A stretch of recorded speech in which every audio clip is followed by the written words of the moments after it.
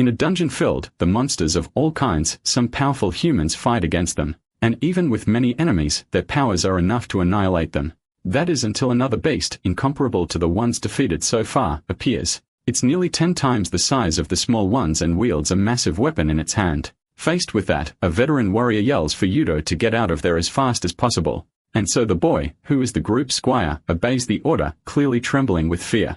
But before he can escape, the monster's first attack is aimed directly at the squire, and unfortunately, he takes the hit head-on, flying back until he crashes into a wall, badly injured. Because of this, the veteran criticizes his lack of strength, but quickly moves in and neutralizes the threat with a strike strong enough to pierce through the monster and defeats it, leaving it lying on the ground until a magic stone materializes from inside it. Everyone is impressed by it and ends up cheering for the victory. With the battle over, the veteran thanks the baggage carrier for his work. The squire is Yudo Kirishima, a Class F adventurer. This time, he truly thought he was going to die, but his vitality is like that of a cockroach. So the adventurer gives the protagonist a bonus, a single small coin. And although it might seem like something good, it's not even enough to pay for a day's worth of food. Because of that, Yudo thinks that one day these people mocking him will regret it. Because in the future, you will become strong and reach the level of a Class S adventurer. One day, dungeons like the one the protagonist was just in began appearing all over the world. But around that time, humanity also awakened to magic.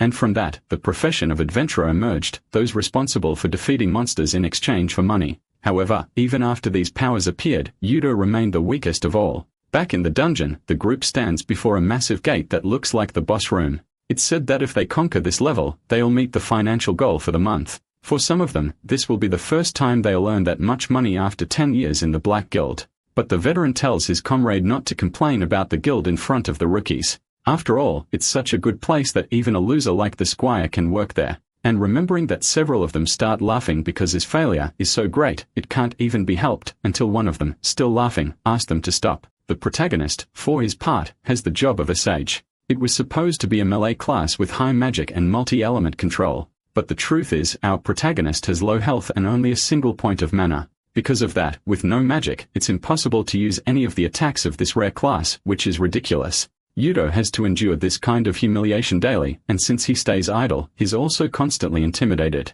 The veteran comments that after the boy's parents died, he had to take care of his younger sister all by himself, which the protagonist confirms, explaining that she's still in high school, so he needs money for her tuition. In that case, the adventurer says that for someone as kind as the squire, he'll get a special mission. And finally, revealing the rod of this group, the stronger adventurers open the gate and push the weakest one inside, who falls completely stunned and in disbelief. To explain, the veteran comments that the conditions to clear this dungeon were recently deciphered. So Yudo looks around until he spots ancient texts carved into a rock nearby. It says that the belly of the hungry monster of these lands means an offering, and that offering is simply a human body sacrifice. Yuno panics the moment he understands what that means, but it's already too late because he's already inside as the sacrifice.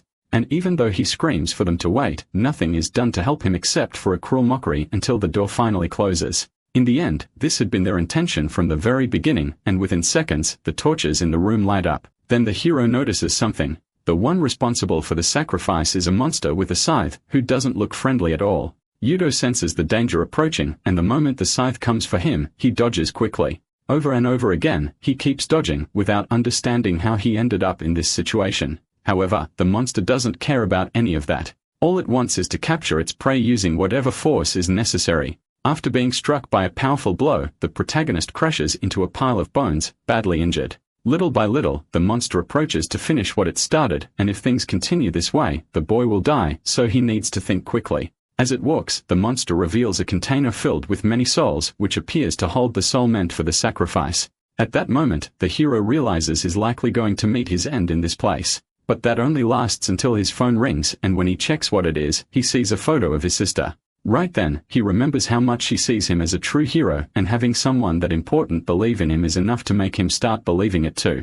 With all this strength, the protagonist blocks an attack with his shield. Because with so much to lose, giving up here is not an option. The monster's attack clashes against the protagonist's defense until suddenly a golden light appears, surprising both of them. With the light, a system message appears stating that the preparations for awakening are complete. It then asks if the boy wants to activate the unique sage ability known as Successor. It was the first time the protagonist had ever seen anything like this, but even without knowing exactly what it was, his instincts screamed not to let this opportunity slip away. And with the selection confirmed, the awakening began. Upon accepting the conditions, a golden light bursts forth, causing destruction throughout the area and scaring the monster. From there, the protagonist begins to levitate as some kind of power seems to enter his body. 2 years ago, when he first awakened his unique abilities through research, the boy was thrilled at the thought of becoming an adventurer. He believed he could escape a life of poverty and seize a bright future. However, due to his extremely low mana level, he couldn't use any of the sage's abilities. And before he realized it, Yudo had become a permanently low-level adventurer. Even when he finally found the guild to work with, it turned out to be corrupt, treating him like a mere tool. But still, Yudo never forgot about a certain person he needed to protect. So now with this new power, the protagonist declares that he will not die in a place like this. The legendary ability called Successor is awakened, releasing the martial arts sage magic. In addition, the shield tree is unlocked, a power belonging to a sage who mastered the path of the sword through magic. Now the protagonist has the abilities of a sage specialized in close quarters combat flowing through his veins. The monster quickly charges in to put an end to the boy's sudden resurgence. But this time, our protagonist dodges and counters with a precise kick. This time, he feels as if his body is as light as a feather. The memories of the martial arts sage flow through his body, and somehow, Yudo instinctively knows exactly what to do. With this, everything changes for the boy because now he can finally pursue what he truly wants. Back in the battle, things appear human-matched until the monster smirks wickedly and opens its mouth to swallow the soul-filled container whole. Upon consuming it, the beast's strength multiplies many times over, which means it has been consuming the souls of adventurers this whole time. However, this time, the boy warns that it won't get a taste of his soul. The monster doesn't seem to care and begins launching powerful attacks. In the boy's mind, all he needs now is speed and power, so he channels all of his magic into his legs. Like a lightning bolt, he dashes across the battlefield, dodging everything coming his way. In response, the monster prepares a fire spell to strike him in the air. But the boy thinks fast and suddenly counters with a kick to the spell, somehow sending it flying back where it came from. That's when the boy realizes he can reflect long-range attacks, and the monster takes his own blow head-on. The hero mocks the situation, asking if all that beast's confidence earlier was just hot air. Furious, the monster roars and creates a dark magical circle, which the protagonist recognizes as enchantment magic. This means the monster is preparing to attack with its full power, but it also means the monster will be defenseless for a moment. Gathering all the magic in his hands, the protagonist manages to form a sort of energy. And at the moment, the monster fires a massive magic beam, feeling proud of the power's sheer magnitude. Its expression quickly changes to one of fear because the protagonist vanishes and reappears behind it, piercing the beast's chest with a single aura-infused sword strike. With the monster's destruction, our hero receives the achievement for defeating the D-rank boss known as the Demon of the Undead. On top of that, he's granted a solo clear bonus, a magic stone the size of the boy's hand. Because of that, he celebrates with all of his might, marking the first of many victories. Later, the protagonist sits on a park bench reflecting, because the guild simply confiscated all the magic stones and items, which makes Yudo decide to leave it. At least he managed to keep that bonus orb, which is probably a rare item. Suddenly, the protagonists watch beeps, signaling a large-scale mission to defeat a necromancer, something that naturally makes the boy curious. At the location, about 100 participants are gathered. This is a C-class dungeon, and it's definitely different from the D-rank ones the boy had faced so far. Suddenly, a bully remarks how surprised he is to see the hero there and mocks him by asking what the weakest guy in the guild is trying to prove. On top of that, he makes sure to say the boy will crawl in misery forever, which Yudo agrees with. But he agrees only when it comes to the Yudo that the bully used to know, because now he's a different person. As his first move, the hero faces the intimidation head-on and tells the bully not to be arrogant, which seriously irritates him. However, before a fight breaks out, a shout grabs everyone's attention, and one of the adventurers points in the direction it's coming from. The one approaching is Serena Hattori, a classer adventurer and vice leader of the Silver Wings Guild. She's one of the leaders of the raid, and since it's an open event for all, she scolds the bully for the intimidation. Then she advises the protagonist not to let himself be provoked so easily. By changing the subject, she compliments his courage in standing up for himself, saying not many people are like that. Right after that, all the adventurers gather to listen to the instructions. Serena asks for everyone's attention to announce that today's boss is a necromancer. She states that he has many minions and that's why they need so much manpower. It's also explained that the Silver Wings will handle the boss while the others focus on the subordinates. However, suddenly a light appears behind the girl, leaving everyone alarmed. especially because even before they enter the portal, the monsters from inside began pouring out. This is clearly something completely different from what they had expected. Serena, in turn, yells for everyone to stick to the plan and defend their assigned positions. But out of nowhere, an old man appears in front of her, making her lose balance and stumble down the stairs. Because of that, Yudo runs at full speed and reaches her in an instant to save the damsel in distress. With Serena in his arms, he asks if she's okay. And now it's the girl who feels embarrassed. Naturally, the vice leader notices that his magical power is immense, and since the boy was said to be weak, everything becomes very confusing. Getting straight to the point, Yudo asks if he should deal with it, but suddenly his pocket starts to glow. The undead orb begins reacting for some reason, and when the hero pays attention to it, he realizes something that makes him very happy. Without wasting time, the old man rushes at the boy to slice him in half with his sword. But not only does the protagonist dodge, he responds with a powerful kick to the monster's armor, creating a hole in the chest plate and revealing the monster's core. Even so, it wouldn't be so easy to finish off the boss. So the old man grabs Yudo's leg and throws him far away, and sends him crashing hard into a wall, causing serious injuries. Something like that dealt major damage to Yudo, but he could still fight thanks to the resilience of the martial arts sage. And now, even after getting beaten up, he's smiling because he finally fulfilled all the conditions.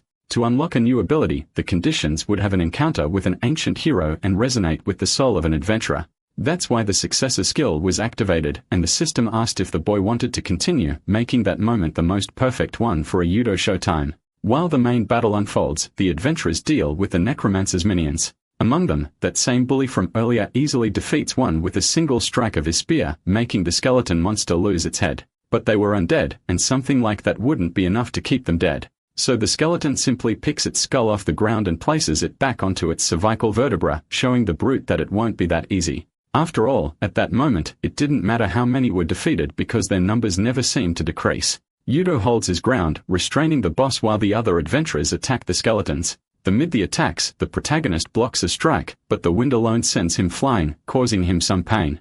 It seems the boy won't be able to win using sword techniques alone. To fix this, Yudo summons several magic circles beneath his feet. This unlocks the passive ability of the Sage of Knowledge known as Instant Foresight. Almost instinctively, the necromancer charges into attack. But this time, the protagonist's eyes can easily see through his movements. Instant Foresight is an ability that allows the user to read the opponent's next move. The hero might not have been able to win with just the martial arts sage, and even the Sage of Knowledge alone wouldn't have been enough. But the fusion of strength and knowledge brings about a powerful result, and that result is the consequence of the protagonist's original power, which in an instant shatters the necromancer's core with ease. In Japan, only 3 others besides him have reached the classification of sage. All 3 are long-range specialists and consequently, mage-type adventurers. In this case, Serena wonders if the hero is really just a normal sage. Now that their boss is defeated, all that remains are the undead soldiers. But within seconds, they begin to collapse and all the energy is transferred until the necromancer is killed through his core.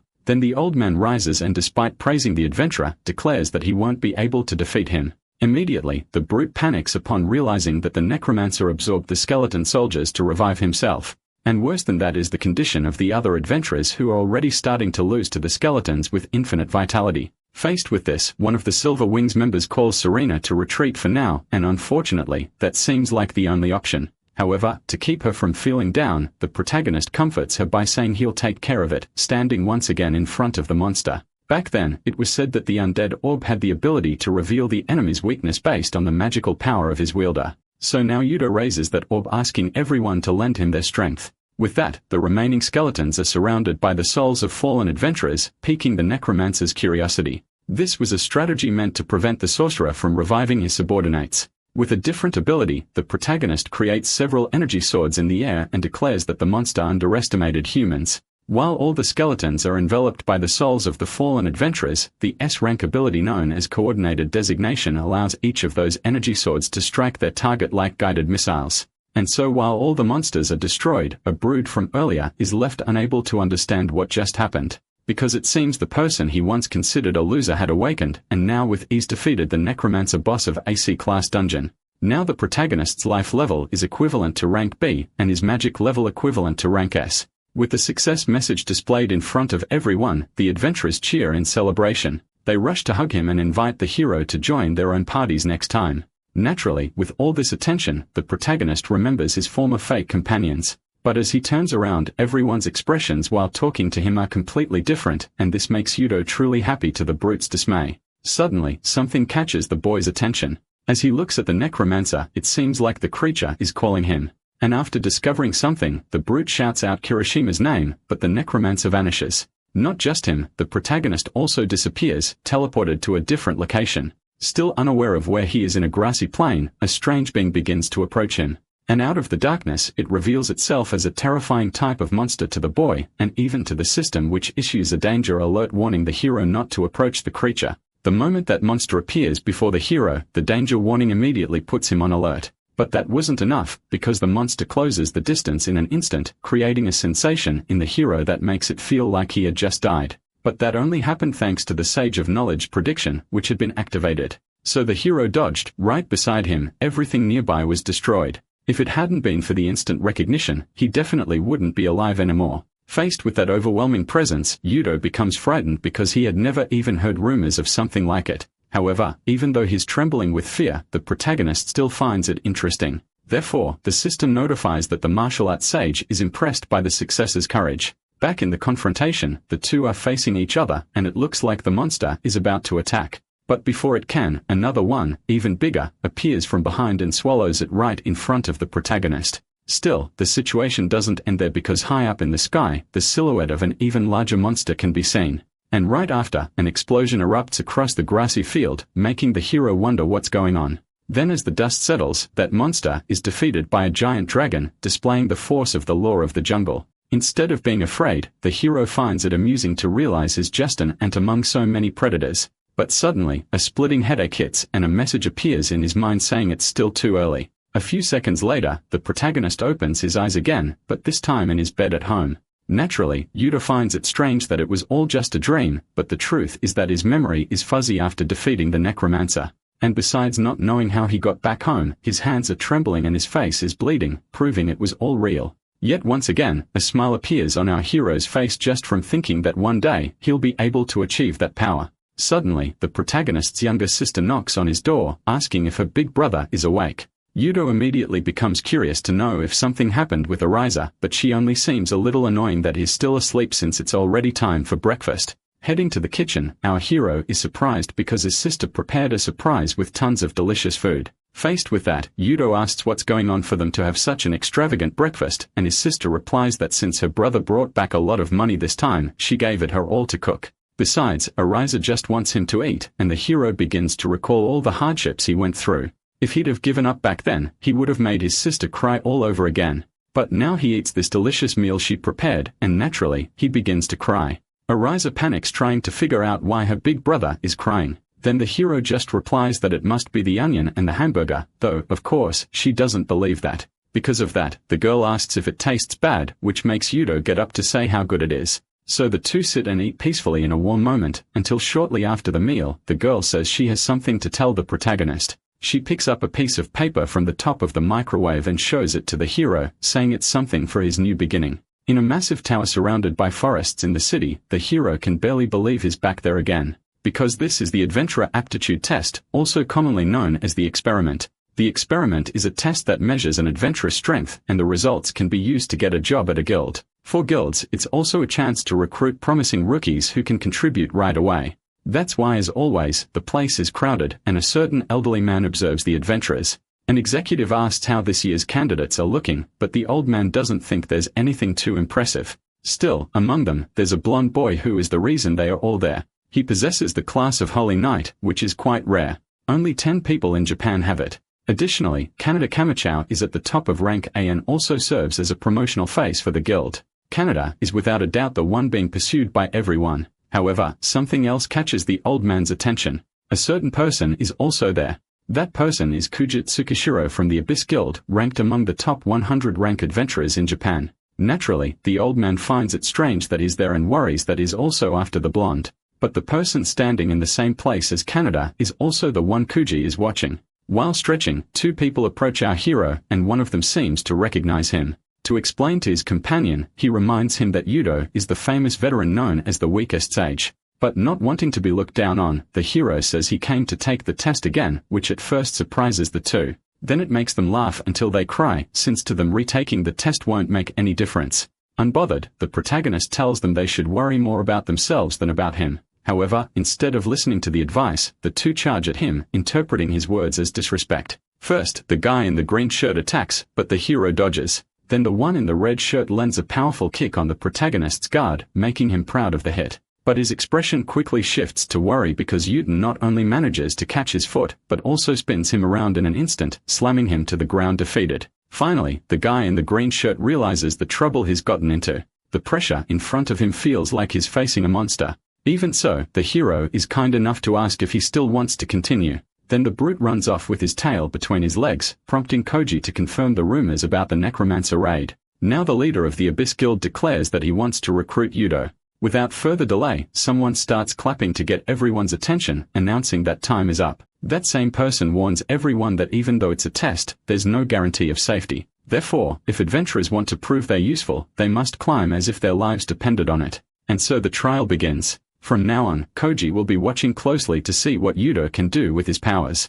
Suddenly, several monsters appear, and each one begins to fight one of the adventurer candidates. Among the newbies, one guy launches a fireball with great difficulty at an enemy's face. Even though it deals a little damage, it's not enough. As the guy runs from the monster he couldn't defeat, the previous brute prepares a strike, but is slashed by the creature's claws, sending him crashing to the ground practically defeated. The evaluation is based on points, and to earn points, candidates need to defeat monsters or complete objectives inside the dungeon. But at this rate, the guy in the green shirt won't be able to score enough points. Meanwhile, the Holy Knight and the protagonist are gaining the upper hand. Because of that, the blonde realizes that the one competing beside him is the one known as the Sage without magic power. But based on the hero's performance already reaching 1,000 points, Kaneda knows he'll have to give it his all to keep up. Like true rivals, the two begin to compete, and for a moment, the blonde pulls ahead. With so many points, the brute from earlier can't believe what he's seeing. A bit deeper into the dungeon, the two arrive at a trap room. With his high agility stat, the blonde believes he can avoid them and move on. Even if he gets hit, he's convinced it'll just be a scratch. So Kaneda tells the hero he'll show him how fast he is. But unexpectedly, the protagonist says that doing that is impossible. The blonde gets very irritated, thinking the boy is suggesting they run away, and instead of denying it, Yudo sticks to what he said. In response, Kaneda says he's disappointed in the hero because he had already started seeing him as a rival. So calling him a coward, the blonde tells him to just stand back and watch. But even while being humiliated, the protagonist grabs him and tells him to look carefully. Because those arrows on the wall are poisonous, meaning even the slightest touch is fatal. Yudo says that sometimes running away is also a valid option, and if they take another path, they'll find a route ahead. To demonstrate, the hero creates a small energy sword and throws it at a button on top of the wall, opening a secret gate. Even though he's surprised by the solution, the blonde also feels frustrated, believing that avoiding such a simple trap is meaningless. Even the cameras focus on his frustrated expression, and Kuja's allies notice that they are already almost on the 6th floor. From what they observe, it makes sense for Kaneda to be on the upper floors, but not Yudo. So the officers try to figure out how he got there while Kuja smiles. Back in the dungeon at this point, only the two of them have made it this far, and seeing the blonde looking tired, the hero asks if he's okay. So Kaneda admits that he isn't, because unlike him, he trained in a different way. And Yudo brags that he became quite resilient during his time in the Black Guild, that is until a sudden noise startles them both and makes them run as fast as they can. Just ahead, they see a little girl running from a giant bear to their great surprise. Kaneda, however, realizes he won't make it in time, so he has no choice but to use his sword. And upon doing so, the skill Holy Knight's Death is activated, temporarily boosting all of his stats. Yudo yells for his teammate to wait because something feels off, but the blonde defeats the monster with a single strike and hugs the girl, telling her everything's okay now. What he didn't expect was that the girl was also a monster. Seeing this from afar, the protagonist quickly activates his power and launches an energy sword at the treacherous beast. Fortunately, he manages to hit the target, finishing it off with just that one attack. Thus, the little girl who had been saved by Kaneda is annihilated right in front of him. In that moment, the blonde panics like never before and rushes to try to save the child. But upon realizing there's nothing he can do, Kaneda grabs the protagonist by the neck demanding an explanation. Like anyone who doesn't understand what just happened, he's completely devastated. However, before the protagonist even needs to explain, the monster rises again, now in its true form. And the blonde has to be saved by Yudo, who is sent flying backward by a blow. Finally, Kaneda realizes the size of the mistake he made, and the hero tells him it's a mimic-type monster. The monstrous little girl quickly charges at the blonde again, but unfortunately, is immobilized due to the recoil of his skill. To fix that, the protagonist brushes in and lands a powerful kick on the monster, finally eliminating it once and for all. In the end, wants to know why, so Yudo tells him he became unable to fight because he was reckless in using his final skill. But what the blonde really wanted to know was why the hero didn't hesitate even for a second. To that, Yudo rephrases his answer, saying it was obvious.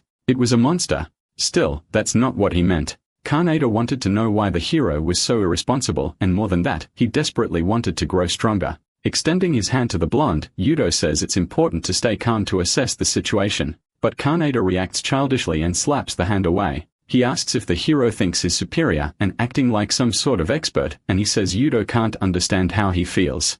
That's why from now on, Kaneda says they'll go their separate ways and that he'll move forward on his own, which just makes the hero think it's weird. Because in the end, they are heading to the same place anyway. The top of the 10th floor, Kaneda is proud to have finally reached it, because if he passes this point, he'll be chosen among the best. Suddenly, something catches his attention, and on instinct, he dodges a fatal attack and manages to reposition himself. A skeletal knight then appears, mocking him by saying a rat really is good at running. Being the proud knight he is, the blonde draws his sword and activates his secret skill to make the monster regret those words. Kaneda needs to finish this before the skill's effect runs out. While defending, the monster is slightly impressed. But every strike that follows is blocked one by one. And you with the advantage, not even his strongest attack can break through the skeletal knight's defense. The knight finds the brightness of the sword quite annoying. Unfortunately, that's when the 5-second immobilization penalty kicks in. The monster easily breaks through the blonde's defenses, landing a hit that sends him rolling across the floor. And as soon as he stops, the system announces that due to recoil, all of his skills will be weakened. To minimize the damage from a dungeon collapse, adventurers usually fight with everything that got to the very end. That's exactly what Kaneda's parents did, making the day he received the news the day he decided to become an S-rank adventurer. Back in the battle, the skeletal knight shows a bit of mercy, telling the boy to just leave. But at that moment, the blonde's eyes light up with intense fury, and a red aura spreads across his body because the Camacho family are warriors who never run away. After shouting that at the monster, the blonde charges forward at high speed, but the knight easily defends himself, commenting that such effort is in vain. Then a strong white light appears, and along with it, a voice congratulates the boy for holding on this long as well. The one who appears is the protagonist, who once again saves the blonde's life. And even though his energy sword breaks from the monster's attack, the hero doesn't give up his position on the front line. Because standing before them, the protagonist is determined to show what it means for a veteran to guide his junior. At the moment the hero appears, Kaneda doesn't feel relieved. He feels disrespected. So he tells Yudo to mind his own business, but now is definitely not the time to be stubborn. Kaneda, for his part, says this is the fight he chose, but the hero asks if he's happy to die here. Yudo truly doesn't know what ideals the blonde has, but he believes he must be aiming for something. So the question is, was all this effort just for that? And since he can't answer, Kaneda lets Yudo fight, but still thinks it's impossible for someone who ran from a trap to win. Back in the battle, Monster charges forward, questioning what the boy plans to do with such a toy. With a strike, he destroys the hero's sword once more and sends him flying. Enraged, the monster tells the hero to pick up a real sword because this is a duel between knights, but Yudo replies that the sword isn't his. Still, the skeletal knight comments that if he doesn't use one, he won't be able to pierce his armor. To that, the hero says he can still run, surprising everyone, although that's exactly what Kaneda expected. First, Yudo interrupted a knight's duel, then showed up with a flimsy sword. But worst of all, Nomi wants to abandon the fight. Since they heard of the knight's code of honor, the monster becomes extremely furious and charges in for a final attack. However, the hero manages to dodge with a high jump that confuses the horse, causing the skeletal knight to fall from his mount. Already knew what the monster was going to do because a lancer's attack always comes from a direct charge. That's why the blonde realizes the hero used the enemy's own nature against him. While forming a massive energy arrow in the sky, Yudo tells Kaneda to remember what he's about to say. He says that retreating doesn't mean giving up and finally launches that spell toward the skeletal knight. It hits directly, passing over the blonde and wiping out everything in its path. Yudo knew that this type of monster had boosted stats thanks to its mount, and once it falls, it becomes just a regular soldier. That's why even in a historic ranking, the protagonist led with double the points of the second-place contender. Yudo can hardly believe he won with a ranking above the best in the country. But now Kaneda looks at the hero differently, trying to understand what he does differently to achieve the same results. With nothing else left to conquer in that tower, the two return to the test hall. Then officers from various guilds rush in to recruit them. Naturally, the protagonist receives more offers, having been the one to defeat the final boss. But even as is ignored by the crowd, Kaneda receives an unexpected visitor. The blonde immediately recognizes Kuja, who feels honored to be remembered by someone so talented. For Kaneda, though, it's only natural to remember someone with S-rank skills.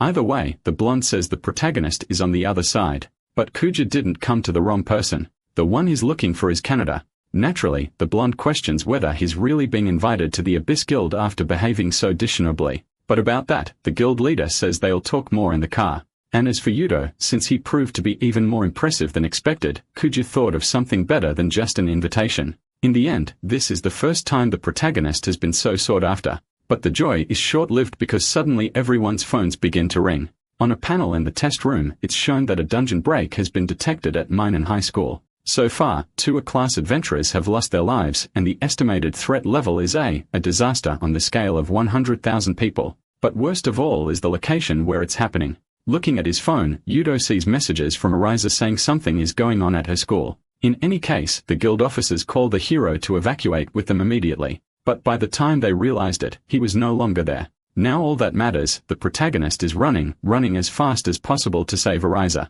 At the site of the tragedy, several people are being pushed back by the police while a reporter records the scene. Citizens shout to be let through because their family members are inside the school. But the officers can't allow them through even though they don't want to be there either. However, one particular person doesn't hesitate to leap over the barricade. That's our protagonist, who for the first time witnesses a dungeon break up close. He quickly pulls out his phone, but there's no reply from his sister, which might mean the signal is being blocked by the magic density. Either way, a monster appears to confront the protagonist, proving there are other priorities now. The hero quickly summons his sword and charges in, delivering a diagonal slash across the beast. But the damage is so small, the monster practically mocks him.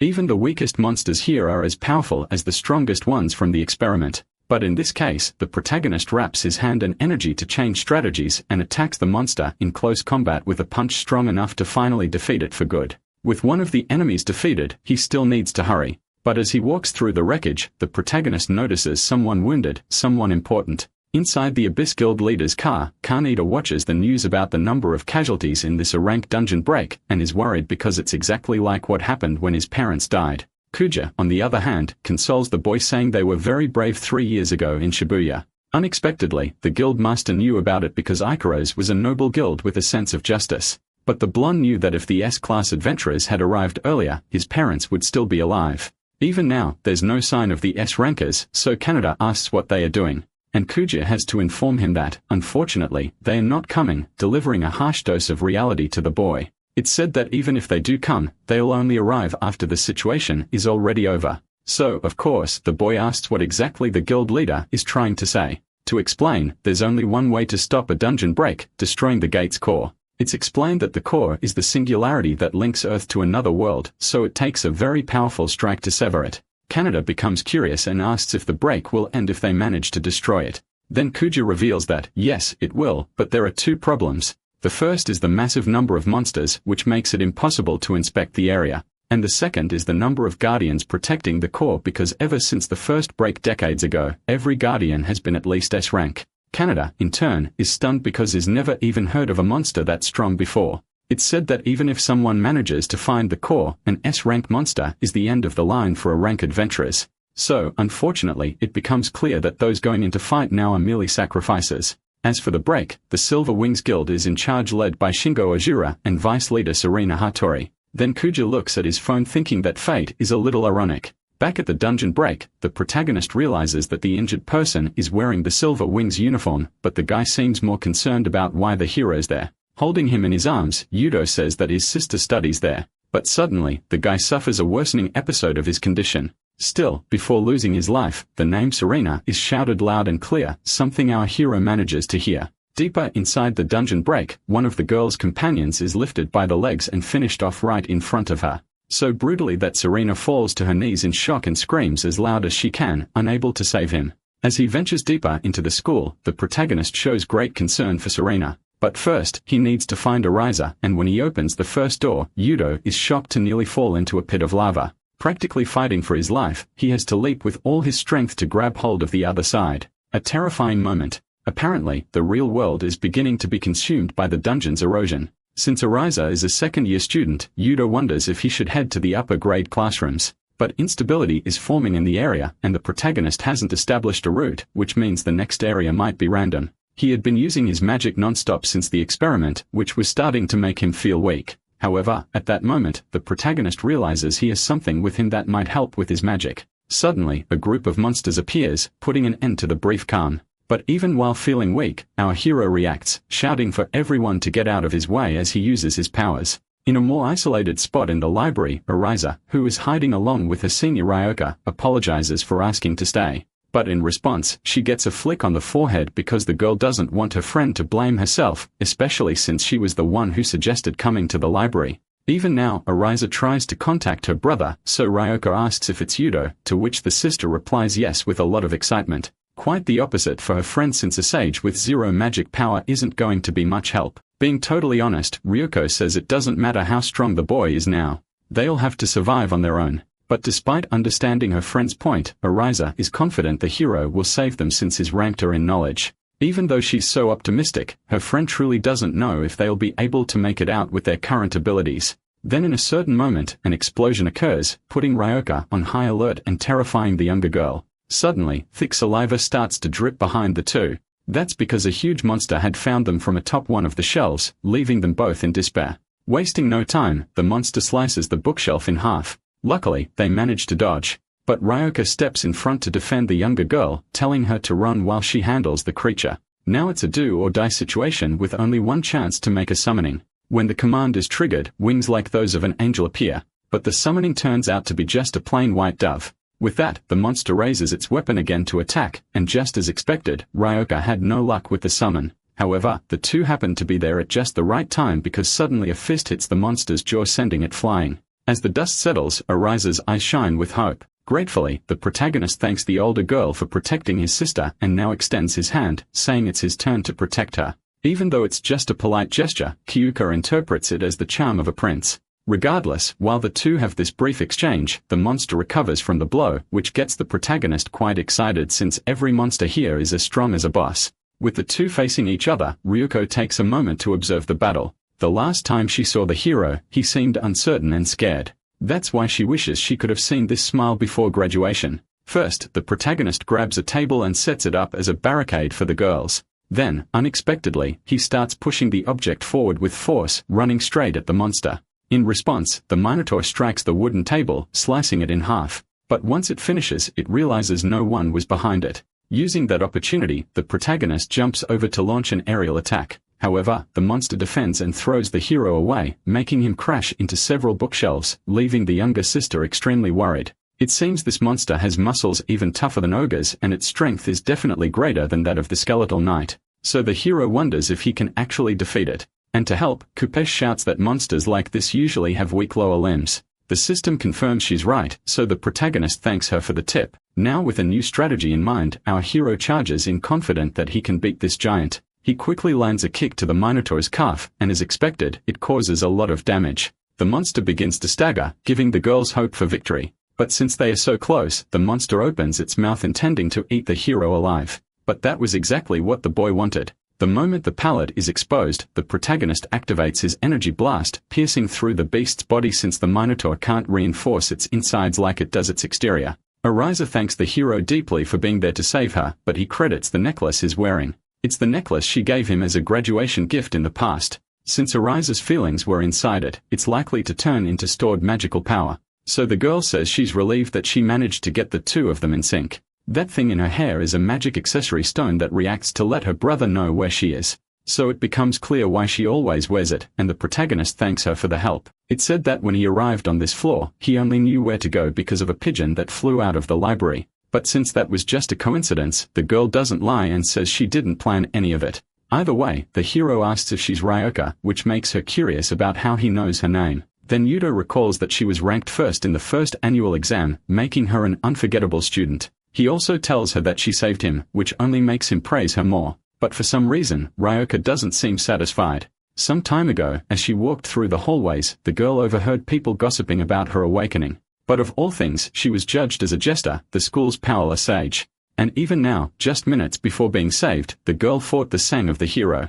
That's why Ryuka is now completely fed up with people like that. That declaration catches the protagonist's attention, but Ariza quickly comes up with some excuse to change the subject. That is until someone appears, mocking how the group seems to be having fun in this situation. With a weapon strapped to his back, the man approaches and asks if he was left out. Since he doesn't recognize this person, the protagonist shouts for him not to come closer, and the worst part is that the man's magical energy radiates a killing intent. In response, the man asks if they don't know who he is. Ryoko explains that is Kuju Rikuja, rank 2 among S-class adventurers and the guild master known as the White Knight. Then the man praises the girl for knowing so much about him, saying it's expected of a student. Still, the three don't seem very welcoming, but noticing this, the blonde says there's no reason to be so cautious. After all, since he's currently running a national-level mission, he vanishes to return to work. However, that job turns out to be something else entirely when Kujo reappears with his spear pointed at the hero, saying he's going to eliminate him. Outside the school, a girl comments that once again the young master rushed ahead. In response, a man beside her asks if she thinks he'll lose to an rank guild. But that's not what she meant, because at the moment, their main objective is making sure the prey doesn't escape. Back in the library, the protagonist is struck directly, and as his sister grows worried, Yudo shouts for her not to come any closer. Still yelling, the hero demands to know why an S-class would want to attack him, but the blonde simply says they are being too loud and charges in using a type of cloning technique based on illusions. Fortunately, the protagonist manages to dodge the first strike, which surprises the adventurer since his attack should look distorted. And even though he wasn't taking it seriously, the protagonist still managed to dodge it easily, something in a rank shouldn't be able to do. In that case, the blonde decides to change strategy, now going after Yudo's younger sister first. And in an instant, the blade comes close. But at the last second, the hero throws himself in front of her and shoves the man back with a forceful push, telling him to stop playing around, sending him sliding backward. At that, Kujo becomes curious whether the protagonist is really an A-rank adventurer. So Yudo Kirishima introduces himself as an F-rank adventurer, which at first makes the man laugh nearly uncontrollably. But then it makes the blonde furious for being underestimated like that. The hero, in turn, tries to show his registration card to prove he's not lying. But not caring at all, Kujo charges at him with his skill called Spear of Death. And even though the protagonist dodges, the slash still grazes him slightly, making Yudo realize the hard way that the illusion was real. At that, Kujo asks if it isn't funny, because his ability makes the real false and the false real. Still, the protagonist believes it won't be a problem if he breaks all of them, but the blonde insists it'll be meaningless. Because somehow, he counters the hero's ability with an identical illusion, one that makes Yudo drop to his knees after being hit. With that easy victory, Kuju says the boy is too soft, and Yudo witnesses how terrifying an S-class of power truly is. Regardless, the guy walks for the girls, commenting that killing a self-proclaimed F-class would be fun.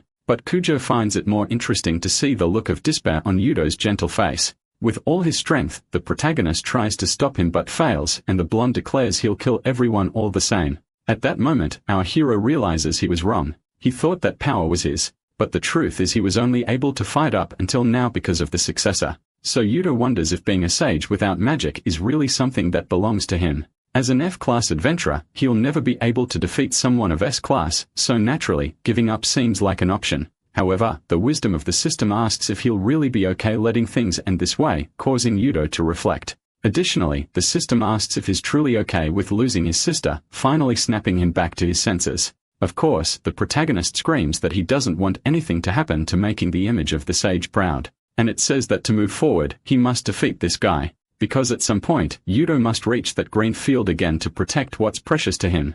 That's why the sage advises the protagonist to wish for it with all his strength and strike even harder. That's when the peak of the martial arts sage is finally reached. At the end of the speech, the martial arts sage responds to the successor's firm resolve by offering the inheritance of the celestial sword. A rift in space-time opens in front of the protagonist. Along with that, a warning from the sage appears in the system. If the boy's will falters, his soul will be consumed by the sword's killing intent. But at this point, Yudo no longer cares about the consequences, because ever since that time, he made a decision. And that decision was to never again let an opportunity slip away no matter the cost. So when he grabs the sword from within the rift, a tornado of energy bursts from the ground. All eyes, Kujo's and the girls are drawn to the new event. On the blonde's face, concern is obvious, and on the girl's, perhaps a flicker of hope. That's because exuding power, Yudo raises the celestial sword, gathering a massive amount of energy. There are inscriptions on that sword making it a living weapon, and now without the slightest hesitation, the protagonist calls Kujo to come in him.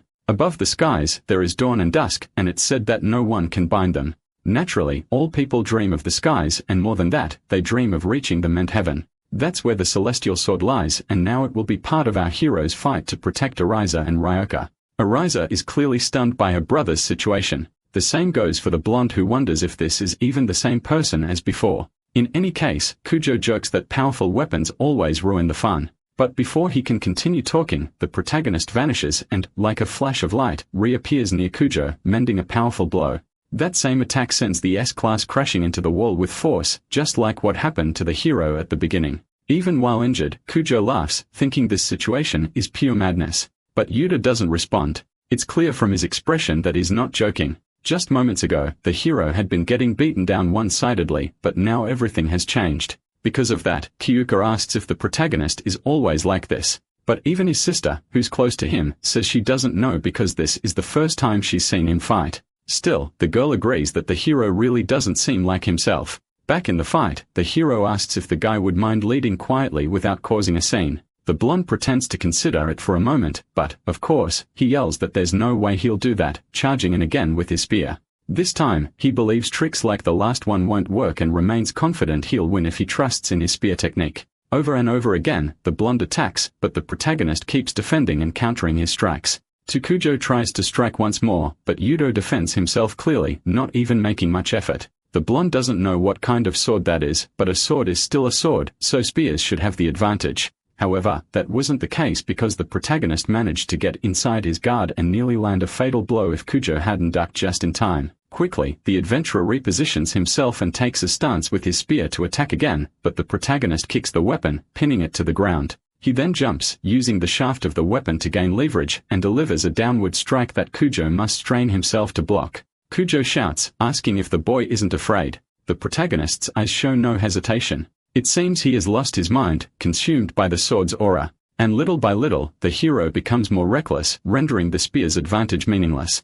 Once again, the blonde narrowly avoids being finished off, but this time, he receives a cut on his right shoulder. In response, he tries to attack in various ways to regain control of the fight. But since he fails to do so, Kujo quickly breaks through one of the walls, running out into the school corridor. So when the protagonist follows him, the blonde feels proud of his strategy to reposition. Face to face with the hero, Kujo admits the boy is truly tough. The blonde admits that if he had known what kind of trick the boy was hiding, he wouldn't have messed with him. But now, he drops his weapon too, to the protagonist's surprise because Yudo isn't the only one with a card up his sleeve. As he summons a spear, Kujo explains that an illusion is caused by light refraction, and conveniently, this weapon is capable of turning that phenomenon into reality. This is the A-rank weapon known as the Mirage Spear. Promptly, the blonde asks if the hero remembers the first movie used on him during the fight. That's because this weapon perfectly syncs with his innate ability. Additionally, when questioned, Kujo admits that he lured the protagonist into the corridor with the intention of making it impossible to dodge multiple attacks.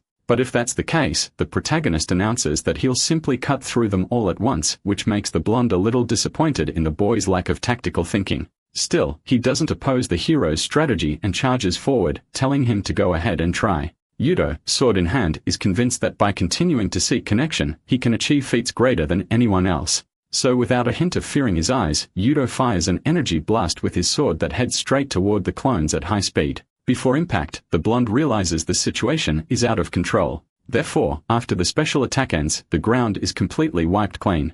And as an experienced adventurer, Kumujo decides to flee the battle. With no more immediate threats, the girls rush to check on the hero. But before caring about himself, he asks if they are okay and is genuinely happy to see that this chaos finally seems to be over. A few seconds later, the blonde's companions ask if he's really going to abandon the mission just because he believes it's an S-class dungeon. But Kuojo says there's nothing else that can be done, especially since as he turns around, it becomes clear that the injuries on his body nearly finish him off. Naturally, the subordinates are curious about what could hurt their young master that badly. Regardless, Kujo remarks that only fools risk so much for such small gains. With his decision made, the blonde informs his father over the phone that the mission has failed. And apparently, his father has a strong personality given how harshly he criticizes him. Getting straight to the point, Kujo says that if they are going to hire an assassin, it should at least be someone S-class.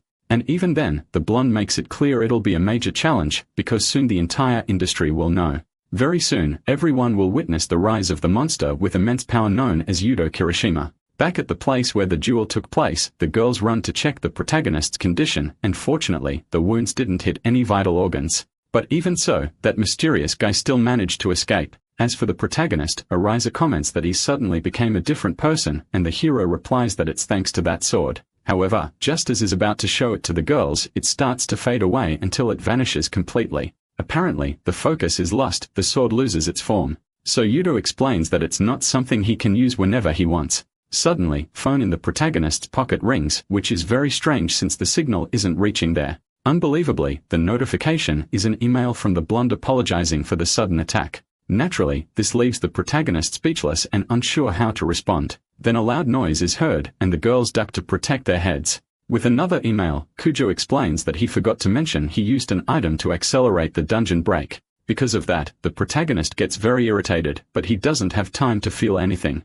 Suddenly, a monster appears right beneath them all. Faced with this, the hero yells that they need to get out of there. As for how they'll do that, he asks not to tell the teacher. Because in an instant, he jumps out the window with both girls in his arms, making all three fall several stories to the ground. For some reason, the girls cared more about the property damage, which is exactly why the hero asked them not to snitch. In any case, that monster, which reveals itself to be a giant carnivorous plant, follows the group outside, now face to face with them. Faced with this, the protagonist asks Kyuka to take care of younger sister. In such a critical situation, the protagonist tries to focus to summon the celestial sword again. However, this time it's not as easy as before, even though he believes he's focused. It's only when Yodu looks back and sees his sister's terrified face that he realizes he's not actually focused. He's panicking. Meanwhile, the monster ignores the group for now because it already has someone captured, Serena, who's about to become a snack for the plant. Seeing this with all this strength, the protagonist charges in, destroying parts of the monster and luckily managing to pull her safely into his arms.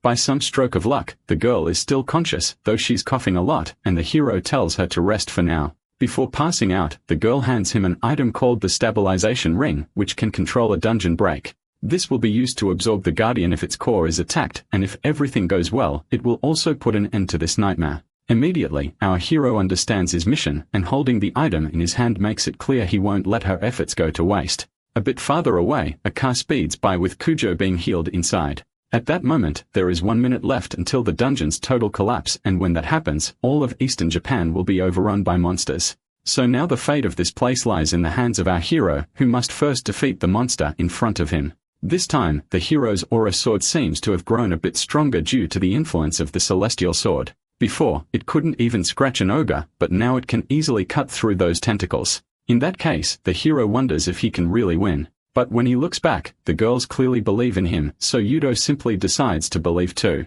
Quickly, all the monster's damage begins to heal due to its regeneration, and even though he wants to fight, the hero knows he can't go head-on. Stick starts by dodging an attack, using the monster's own body as a path to reach its core. But suddenly, a bat-like monster appears to interfere. 20 seconds remain. At 18 seconds, the protagonist finds himself far from the area that had once been so close. But he doesn't give up. To avoid falling, he grabs one of the vines and uses it to launch himself forward with all his strength. At 12 seconds, the protagonist gets very close to the giant carnivorous plant.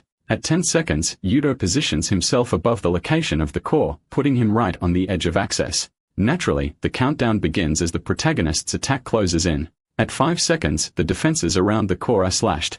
At 4 seconds, a small crack appears, and at 3 seconds, Yudo pushes even harder. So with just 2 seconds left, a crater finally opens in the core, and the protagonist quickly grabs Serena's item. In the final instant, he presses it against the monster's power source, unleashing a blinding golden light throughout the entire area. In the United States of America, more precisely in the underground Pentagon, inside the Dungeon Management Center, several military personnel are gathered in front of high-tech computers.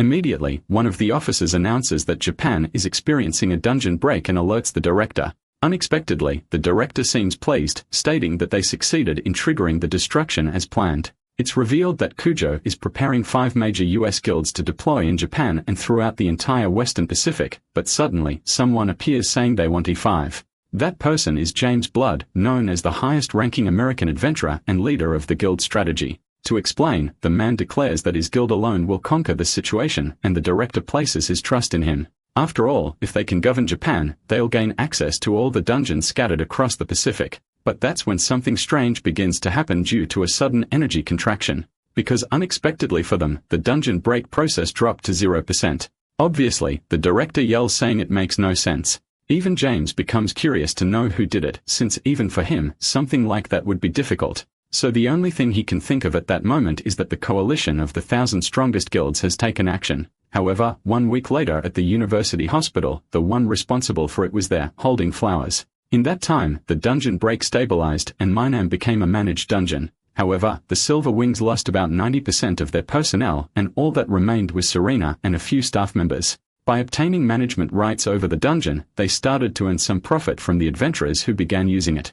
But the hero still believes that no family will be saved with something like that. At that moment, a knock is heard at Serena's recovery room door, so the girl tells the person to come in. That person is our hero, and his presence makes the adventurer visibly happy. Getting straight to the point, the protagonist asks about her recovery, and Serena explains that she'll start rehabilitation the next day, which means she'll be able to return soon since dungeon exploration is essential to maintain the guild. In that case, with a smile, the hero asks her to contact him whenever she needs help. And about that, Serena seems to have something to say. But just as she's about to speak, the two students show up. Naturally disappointed, the protagonist asks how the two managed to get in there. So Ariza explains that since she comes by often, she got an access card, which is not the case for the hero. Anyway, Kyuka is relieved to have finally found the protagonist. That's because she shows him something on her phone that seems pretty important. The fact is that after the great achievement, a news story came out about the adventurer since Yudo gave an interview saying that what motivated him was protecting his beloved.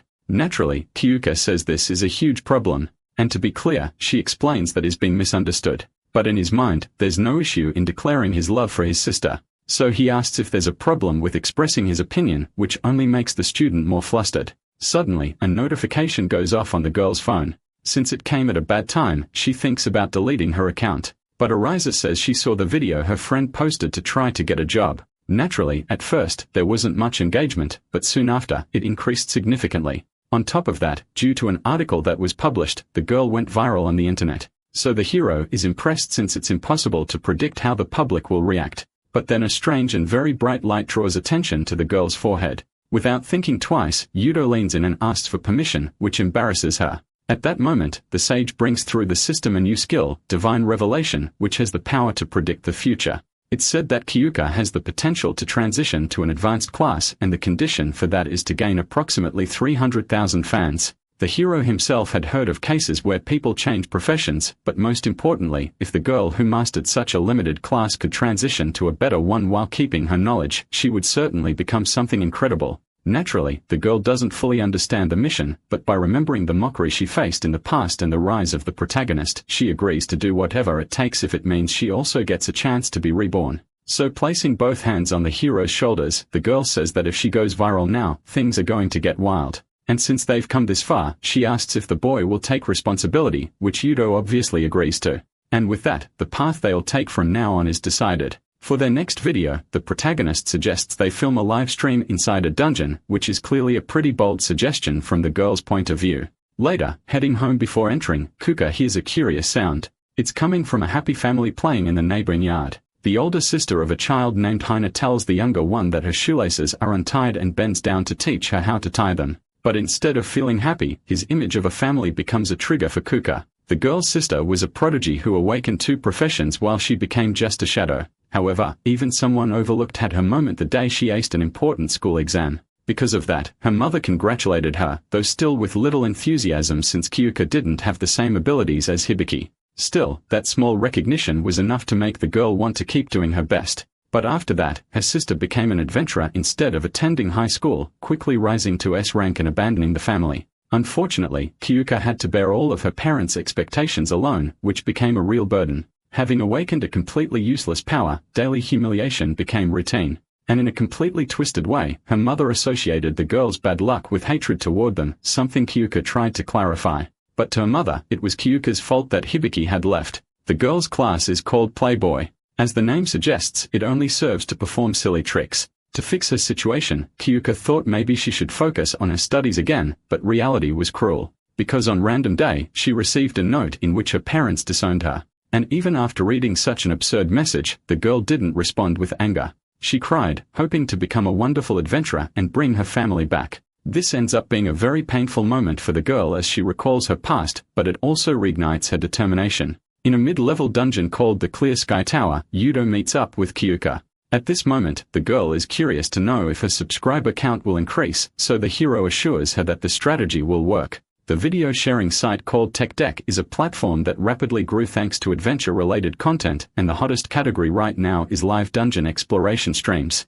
First, the girl sets up the camera, but the hero notices it's set to portrait mode, which, although not terrible, prompts the boy to approach and change it. Yujo explains that it's better to watch horizontally on a phone to get a wider view of the dungeon. Kyuka then comments that he seems to have a lot of experience, which the hero confirms without revealing he stayed up all night studying for her. In any case, the two proceed to enter the dungeon. The moment they step inside, the stream begins already with a few viewers. Because of that, the girl greets everyone, but the viewers focus on praising the dude's appearance. Suddenly, someone makes a donation, so both thank them, saying part of the support will be donated to cover dungeon disaster expenses. It seems the audience is gathering, which makes it necessary to begin quickly. Today, the two will hunt rabbits on the first floor of the Clear Sky Tower, and the goal is to defeat 20 of them in 1 minute. Kyuka, however, feels a lot of pressure because if she fails, she fears the audience will abandon her. But Yudo simply asks if she's ready and immediately gives the signal, prompting everyone to cheer for her. Kyuka quickly makes a set of cards appear in her hand,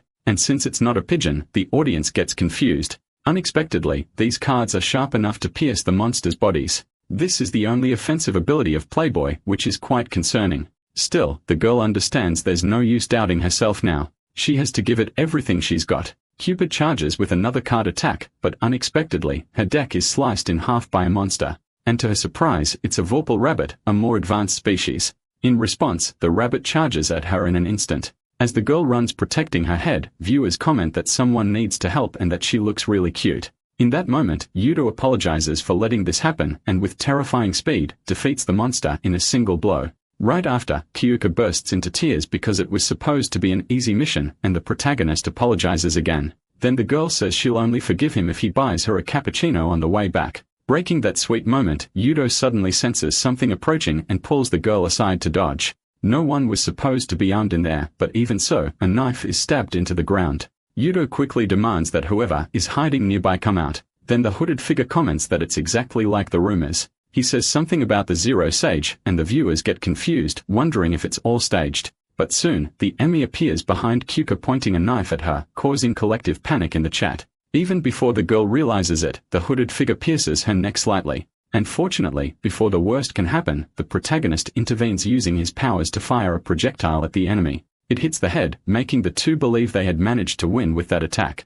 Naturally, the hooded figure wouldn't be defeated that easily, and even after being hit, the hole in his head is hollow to the hero's surprise. At that moment, other people begin emerging from a nearby bush, and with them is a giant spider monster. Kyuka explains that these people are puppeteers, a troublesome profession that manipulates magical puppets to attack. Suddenly, a system quest appears, asking the hero to defeat the assassin in exchange for 100 coins. What catches Kyuba's attention is the name and for Yudo, the fact that it's not a message from the Sage's system. To make things worse, someone from a distant location begins making calculated comments on the live stream. All of them are discouraging, saying there's no other choice but to run. Suddenly, a massive wave of negative comments floods in, betting on the deaths of the two. However, the protagonist simply ignores it because, basically, if they find a real body, they'll be fine. Smiling, our hero thinks it's a good strategy to fight while the girl gives the instructions. Obviously, the assassin doesn't believe the protagonist plans to defeat him alone. But the hero replies that he's not alone, which unfortunately only makes the enemy mock Ryoka, leaving her feeling pretty hurt.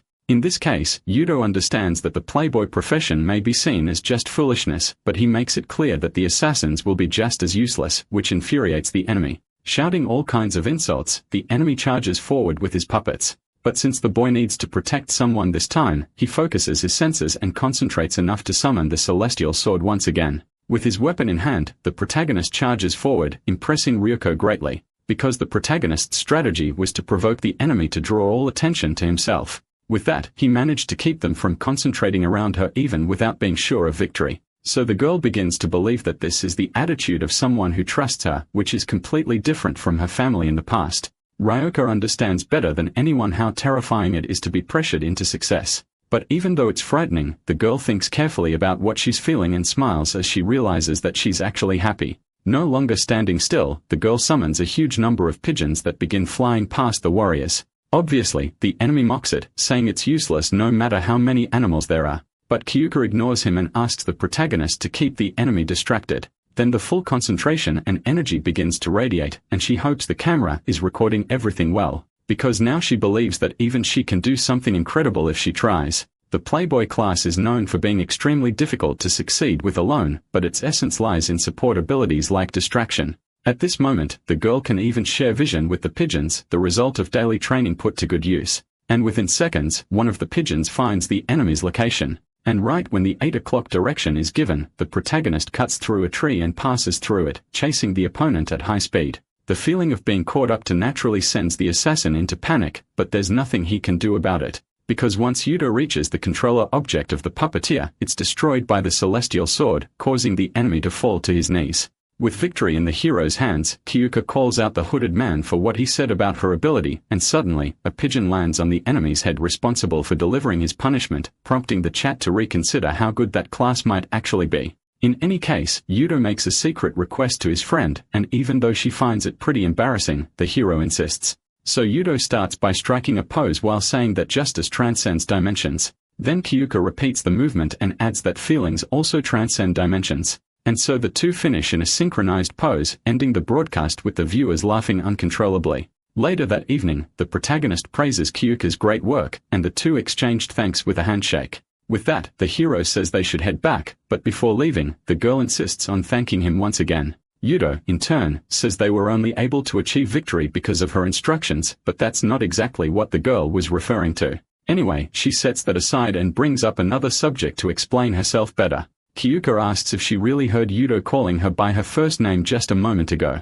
Then quickly, the protagonist apologizes saying he didn't realize it, but she wasn't trying to criticize him for that, much to our hero's surprise. Instead, she clarifies with a smile that from now on, Yudo can just call her Suzuka. Back in that dark room where the negative comments came from, a woman remarks that the two of them did a good job cleaning things up, and even though she finds it all very amusing, the girl believes she should meet Suzuka in person soon. Sometime after the recent events, Suzuka finally passes the 2 million mark, and Yudo congratulates her via message. He also encourages her to keep working hard to find a job, which makes Ryuka reply with a tired sticker. Meanwhile, at home, the hero says he also needs to do his best. Later, another message arrives. Lately, every guild wants to use him as a promotional star. So since they don't really see him as an adventurer, Yudo embly kicks a can into the trash. Thinking of Ariza, the money is tempting. But as she wisely said, it's not a good idea to give in to temptation.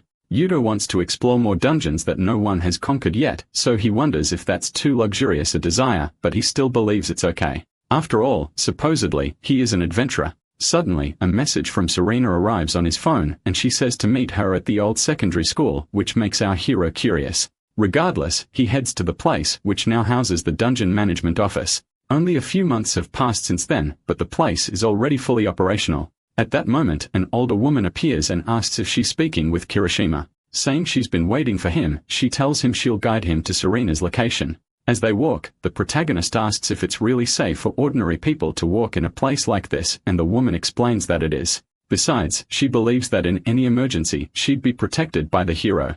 Without further delay, the woman introduces herself as the mother of Yumino, a former member of the Silver Wings. Even though he doesn't know her name, Yudo understands very well what happened to the guild. The mother says her son saw Yudo in dungeon called Twilight Castle, and ever since, he kept talking about him. With deep guilt in his heart, the protagonist suddenly yells, apologizing for not arriving sooner. For a moment, the woman considers his words, but then asks the boy not to deceive himself. After all, he alone wouldn't have been enough to save the 89 fallen members, something that leaves the hero speechless. In any case, the woman says it's not entirely his fault, so he doesn't have to carry the burden alone. Moreover, while the boy reflects, the mother says her son would have been happy just knowing Yudo was the one who stopped the dungeon. Because to him, the protagonist was his greatest hero. At the end of that conversation, Serena finally appears, and the two say goodbye to the woman until they are completely alone. To break the ice, the girl asks if the place is an incredible since by adjusting your magic, you can even change the weather and climate. But just behind her is a memorial, and it reminds her of all the companions she lost. It said they were granted the authority to manage dungeons, but she honestly doesn't know if she can call that a victory. Facing this dilemma, Yudo suggests they consider the outcome of victory, if only for the sake of their fallen companions. At this point, if there are just a few things he can protect with his own hands, the hero says he at least wants to move forward without losing them. Sarina understands his point and smiles, agreeing to think the same way. After all, in the end, all that's left for the two of them is to breathe slowly. Changing the subject, the girl asks if she can say something strange. And when he agrees, she summons a wand. Because right now, she's inviting the protagonist to a serious duel between the two of them. Even though Yudo is surprised at first, he says he won't hold back. So the two face each other before the battle begins. For a long time, Sarina had been wondering whether the hero really was a sage, and hearing that from her left him speechless. In this case, Sarina just laughs and fires 4 orbs of electric magic in Yudo's direction. Noticing them approaching quickly, the protagonist dodges, prompting Sarina to comment that this kind of instant prediction is really troublesome. Yudo, in turn, intends to first distract the girl toward the left side in order to create an attack from the right. However, his prediction told him that something like that wouldn't lead to success. Therefore, the hero decided to reverse the play and attack from the left, but even so, he didn't see himself winning, which naturally led him to retreat to come up with a better strategy. Yudo begins to panic, not understanding how the girl is surpassing his predictions. Then Sarina asks if the boy can't even handle a delicate lady, to which Yudo responds by running in her direction, asking her not to play around right now. If the girl is reading his actions, the hero believes he can use brute force to disarm her. However, Sarina keeps smiling without even trying to move. And that's because she easily blocks the blow with her magic wand. Quite proud of her strength, the girl points out that the hero's master is yelling behind him, prompting Yudo to ask how she knows that. But the girl's response is a kick straight through her opponent's defenses, launching him backward with force.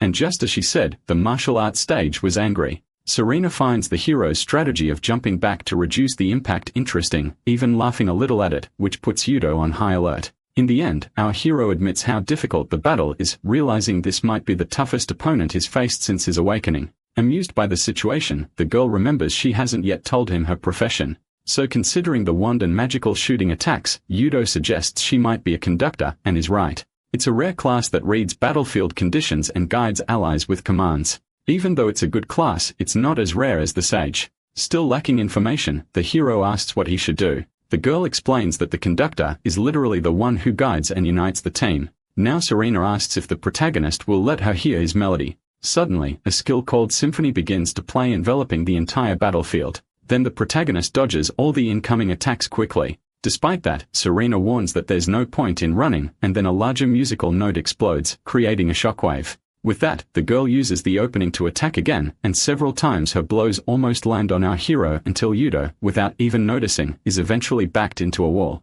In that moment, the girl focuses all her attacks on a single point and naturally manages to defeat the hero with that strategy. Sarina explains that in a duel, it's crucial to understand the rhythm as well as the opponent's breathing and movement, because both in battle and music, there's a flow. So one must not let opponents do whatever they want, but instead perceive and control the opponent's movements. From that, Yudo understands that the reason his instant prediction wasn't working was because his breathing patterns were being read. But when it comes to what he should do to overcome this situation, the girl says the hero should already know, because she hears a beautiful salmon inside him, saying it wants to fly freely like an adventurer. Either way, the girl drops the conversation and prepares for a final strike. However, now that our hero stops to think about what was said, the sage contributes by telling him to enjoy his freedom and that she will be by his side. With a quick reflection, the protagonist manages to understand the meaning behind it all. Just like the girl read each attack's flow, rhythm, and timing, Yudo prepares to create a new flow with a completely free improvisation, and Sarina immediately notices a change in the protagonist's behavior. With deep concentration, Yudo understands that he shouldn't be fighting in a way that worries others. In the end, he'd been carrying too much without realizing it, which made people easily place their trust in him. But now the hero decides to keep a calm heart and quickly deflects an attack coming his way, determined to follow the advice and enjoy the fight. With a bold move, the protagonist starts walking on top of the musical note attack. Then as he quickly approaches the girl, he fires 2 energy blasts beside her. And in a very creative way, he solidifies the energy to use it as a pull for vaulting. This way, the protagonist gains a favorable position above his opponent. What instead of making Sarina desperate actually makes her very proud, so she throws her wand up in the air, giving up the fight. A few seconds later, the two lie down and talk about the battle, reflecting on their own mistakes. Sarina comments that the greatest weakness of a conductor is not having final attacks since it's fundamentally a support profession. Then the hero reveals that he was very worried about his career as an adventurer. However, thanks to Sarina's help, he can now smile with a much clearer mind. And even though she's happy with the recognition, the girl stands up and says there's no need to thank her. After all, she's also satisfied since she had always wanted a duel with our hero. In any case, Serena takes the chance to get the hero's attention, making him quite nervous. And unexpectedly, she asks if the boy is interested in joining the Silver Wings. Honestly, she had wanted to say that ever since Yudo came to visit her in the hospital. It said that the guild's philosophy is to rise and fly into the vast sky without being held back by anything. So Yudo reflects on what it means for an adventurer to keep flying high. Either way, Serena believes that kind of mindset is perfect for the boy. But before anything else, the protagonist asks if he can make a request, and just as the girl agrees, Yudo asks that they don't stop him from continuing to move forward. After all, with the power he received, he truly wants to test how high he can climb to one day reach the greatest peak for an adventure.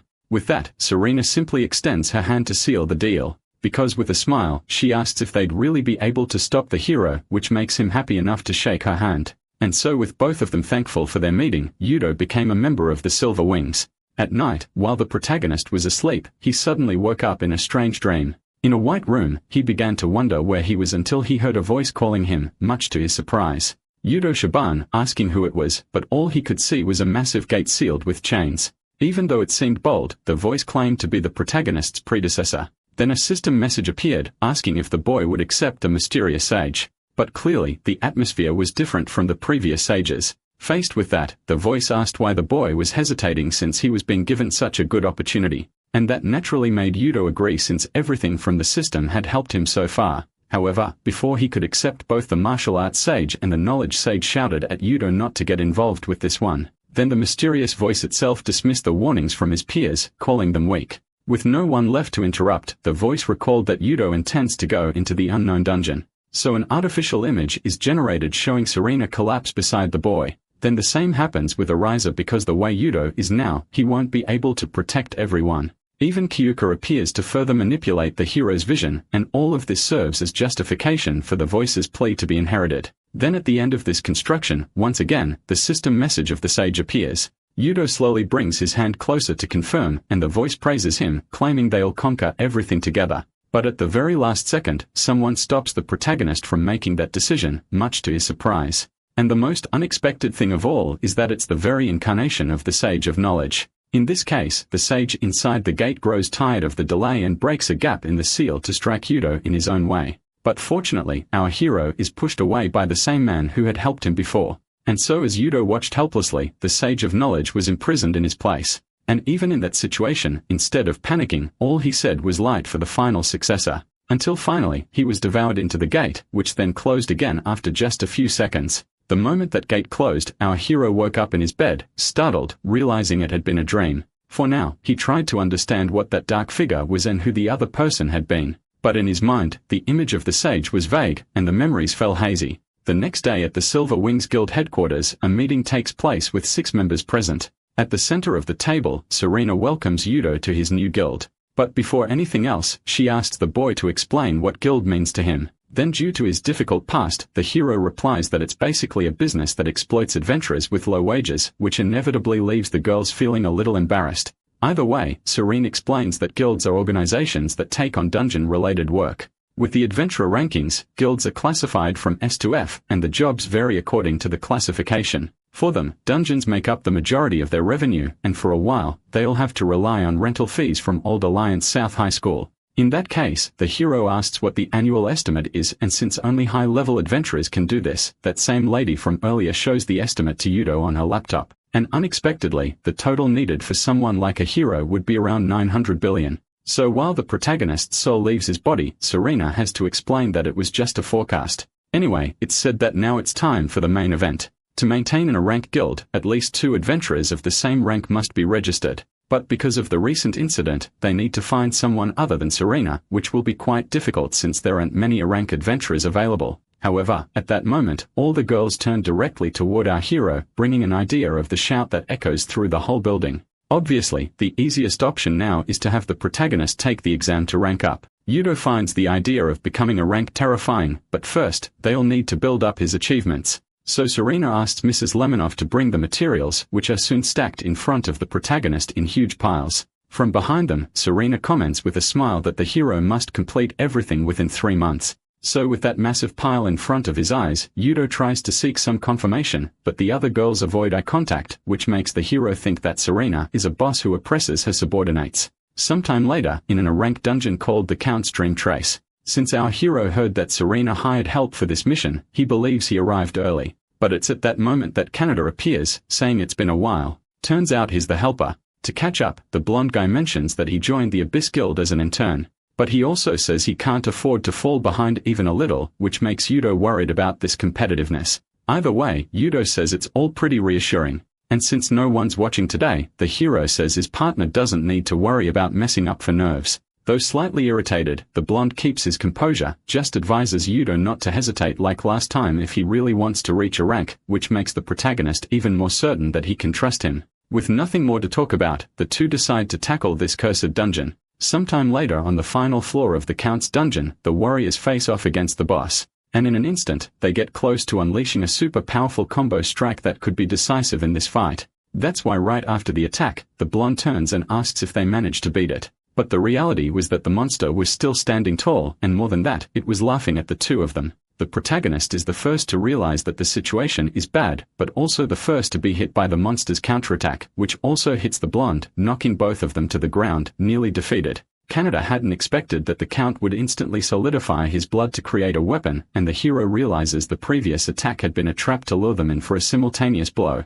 Either way, the vampire begins to drain the blood of both warriors, and using some kind of telekinesis, he reshapes the liquid into a powerful spear meant to finish them off. This is an S-rank monster of the vampire lord species named Vlad Astra. Naturally, the blonde realizes that the guy powered up his spear by drinking their blood, and the hero adds that the more they bleed, the stronger the enemy becomes. If that's the case, Yuno says he'll have to cut deep enough that the vampire won't be able to regenerate, and Canada agrees, saying they'll slice him in half. So while the hero charges from the front, the blonde runs to the flanks. With one each side of the vampire, our hero rushes in to make the first move. But Vlad is laughing as if he had already anticipated this and was ready to counter. Then, all of a sudden, the hero's instant prediction ability breaks and that vampire vanishes, which causes the two boys to be unable to stop in time and crash into each other. Canada becomes outraged by this, so Yudo apologizes, saying that Vlad has disappeared. However, the blonde is certain that the hero is someone who could see through all of this. Yudo starts thinking about what skill he had been about to use before, but he quickly realizes that relying too much on his abilities is wrong because he lacks actual combat sense. In the end, it's exactly what Serena said and the same thing that happened against the Lancer. The hero won using the celestial sword, but that wasn't his own power. It was more like an automated battle. That's why, if he wants to pursue his goals, the boy can't simply depend on his skills. Seeing the hero's confused expression, the blonde comments that the Yudo he knows is confident. After all, in any situation, he always finds the best move to make. Hearing something like that from his friend makes the protagonist reflect again, and naturally, he affirms in his mind that he just needs to do his best now, because that's the only thing he can do. Back in the fight, the monster begins controlling blood again, creating many stingers that rise from the ground. Because of that, the warriors have to dodge at the last second to avoid being impaled alive. However, the fact that the part of the stinger that touches the sunlight disappears draws the protagonist's attention to a nearby window. That's because conveniently, it's already daytime outside now. And since that's the case, the protagonist yells for his companion to stop the vampire's movements for a moment. Although he doesn't like it because it sounds like an order, Canada complies, planting his sword into the ground and saying it feels like child's played him. Using his taunt ability, the blonde yells for the enemy to come at him. Vlad quickly charges forward, ready to impale the Holy Knight, but Canada holds the weapon, which excites the protagonist. Then he prepares his aura blade and throws it with all his strength toward the upper part of the mansion. In the moment a crack is made in the ceiling, light inevitably pours in. And since the vampire is caught right in the middle of it, Vlad Astra comes into contact with his greatest weakness, the sun, and is disintegrated instantly, leaving behind nothing but his ashes on the mansion floor. Seeing this, the blonde comments that they managed to win, and the hero is thankful for their luck. Even so, in the end, the hero couldn't defeat him alone, so he thinks that his goal of becoming ranker is still far away. And unexpectedly, a system message appears agreeing. It's a message from the martial arts sage. At the moment he appears, the protagonist is very surprised. Wasting no time, the sage comments that the hero still lacks a lot of experience since he relies too much on his power. Although he wants to argue at first, he accepts that this is the truth. Regardless, the sage states that the circumstances have changed, so he can no longer just watch from the sidelines. To explain, he asks if the boy remembers a dream he had recently. It was exactly that dream with a gate sealed by chains. It said that the limit is approaching, but before that, the protagonist needs to become stronger. Fortunately, regarding that, the martial arts sage opens a portal and says he will train the boy personally. Then the offer is left up to the hero's will and saying there's no need to ask. Yugo accepts, which makes the martial arts sage quite proud. Before leaving, however, the protagonist tells the blonde that is entering a danger zone now, and since it's very dangerous, he asks Canada to stay behind. The blonde, for his part, has no idea what's going on, but also asks not to be underestimated. In general, he understood that Yudo was going to get stronger, so he declared that he could be left out. So the sage agreed to take both warriors, who must now overcome this new challenge together. Thrown inside the portal, the boys fall to the ground and get up without knowing where they are. However, the protagonist comments that this is where the master said she would train him. Looking closer, the blonde points behind them because a giant tree is visible. And there, a message says this place is the white world, where 1 year here equals 1 day on Earth. Even so, time alone won't be enough, so Canada asks where the master is, which instantly brings a terrifying sensation over the warriors because suddenly the girl materializes right in the middle of the white hole surrounded by dark energy. And it's at that moment that the hero introduces the blonde to their new master. Canada admits he thought the master would be some muscular guy or an old wise man. So to break that stereotype, the martial arts sage steps forward, getting just a palm's distance from the blonde. And with a kung fu technique, the 1-inch punch, she gets Canada square in the chest, making him pass out and die according to the system. Yudo becomes extremely furious. When Wing tries to create an aura sword, a message says that abilities are restricted in this place. And even after trying several more times, the same message keeps repeating. So the girl calls them both crazy since this training is precisely meant to teach them not to rely on abilities which, although it was the hero's goal, caught him off guard. Without wasting more time, the martial artist charges at the protagonist, attacking with just one finger. A few seconds later, the blonde wakes up asking what happened, and when he looks to his side, he sees Yudo lying down with the death message. The sage explains that if the blonde doesn't want to die like that again, he needs to attack with everything he's got and with the literal intention of dying in the process. Candidate is somehow amused by how insane his friend's master is, and since it means they are going to die either way, he decides to go down fighting. But it wouldn't be that easy, because the sage strikes back and sends the boy flying. And since it's the protagonist who wakes up this time, the girl signals for him to come at her already, which leads to several consecutive defeats for the two adventurers at the hands of the master. In just a few minutes, they had already reached a death count of 10, which the sage found pathetic. But even they started doubting their abilities, so the girl said crying wouldn't help. Either way, feeling a bit of empathy, she decides to change things up a little. From now on, the one who manages to withstand a hit will earn the right to learn a secret technique, something that makes both of them very curious. Quickly, the boys remove the heavy clothes that were limiting their movement until they are ready to fight. The sage, on the other hand, mocks the gesture, appraises their greed, because stealing techniques in search of limitless strength and defeating the martial arts sage is exactly the training they are doing here, which she hopes can be accomplished while the death count is still low.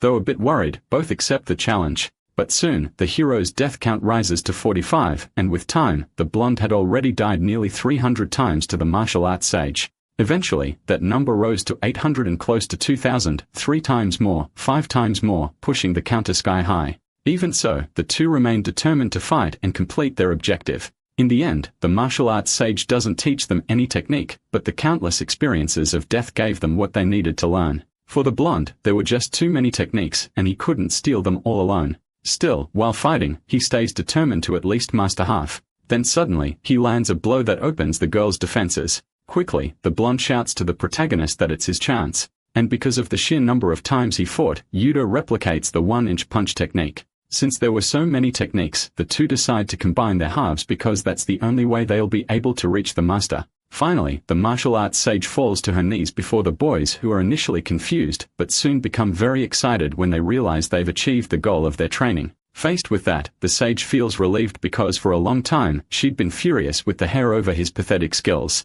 However, since the energy they now give off is completely different, the master has to admit how good the two have become. Wasting no more time, the sage asks if they should head back soon. And very enthusiastically, they agree, but not before getting a one-on-one win over her, which makes the girl pause to think. But then she bursts out laughing. And with that, she calls the boys forward, telling them to come at her again. Back in the real world, in the same dungeon they had left, it's already nighttime. So the protagonist asks how many hours have passed. The blonde comments that he's starting to feel jet-lagged. Either way, from a puddle of blood on the floor, something suddenly begins to rise. Then, as he observes the strange shape in front of him, the protagonist asks what it is. But no explanation is needed because soon the thing begins to float, and from the blood orbs, Vlad Astra reappears once again, which left both boys very surprised since the enemy was still alive. Even though it seemed like a desperate situation, the hero comments that it's perfect. After all, this is the best chance they could have to show the results of their training. The vampire, on the other hand, is irritated by the boy's confidence and curses in an unknown language. But while he's still talking, the protagonist appears in front of him like a lightning bolt. And before he can react, he punches the Count square in the chest, making him cough up blood from the impact. Yudo happily remarks that it's working, but the blonde believes is cheating. Either way, not wanting to be left behind, Canada charges in as well and using his skills strikes the vampire, this time sending him flying. The blonde is very surprised to be able to fight without using any ability. But in contrast, the vampire is more furious than ever, and suddenly he plunges his own arm into his chest and rips out his heart. Then he crushes it with his own hands, turning even his skin the color of blood. And so the immortal king awakens as a powerful SSL-ranked monster. Vlad Astra continues speaking in strange tongues while experiencing his new power. However, the sensation is short-lived as the two warriors rush in and pierce through the vampire with a combined attack, which unexpectedly is enough to defeat him for good, triggering a new system conquest message. Already outside the dungeon, our hero comments that the day was really exhausting, but that was obvious since from afternoon to night, they went through years of training. In any case, because of that, the two got a little closer to their goal, and that's something the blonde agrees with immediately. A little closer to the sea, Kaneda says he has something to share before the two part ways. It's said that a large-scale combat operation takes place every 4 years, and in that very operation, Canada will be participating to the protagonist's surprise. Having said that, the blonde suggested it would be a shame if the protagonist didn't join, and so he stated that he'd be waiting for him. Then he said goodbye, claiming that the next time they met, they'd be rivals, something that made Yudo reflect. Later on, our hero finally arrives home where Ariza informs him that Suzuka is there to visit him. While the protagonist changes clothes, the friend apologizes for coming so late. So Yudo says he'll walk her to the station after taking a quick shower, but he doesn't notice that his muscular body now catches the attention of the two girls who leave thinking this sudden change is very strange. Regardless, our hero takes his shower calmly, reflecting as he looks into the mirror. Before his training, the boy had a lot of trouble against Vlad Astra, but now he was able to defeat him in an instant. On top of that, he didn't mean to use any of his skills, just his own strength. Therefore, the hero thinks that now he might be capable of aiming for bigger things like a possible S rank. And without forgetting what his comrades said when they parted, Yudo mentally asked him to wait. As the days passed, our hero's achievements were remarkable, completing several missions in a row. The news became so relevant that it even reached the Kuju Group's headquarters, specifically the CEO's office. Alright, that's the end of the story. Thanks for watching. See you in the next one.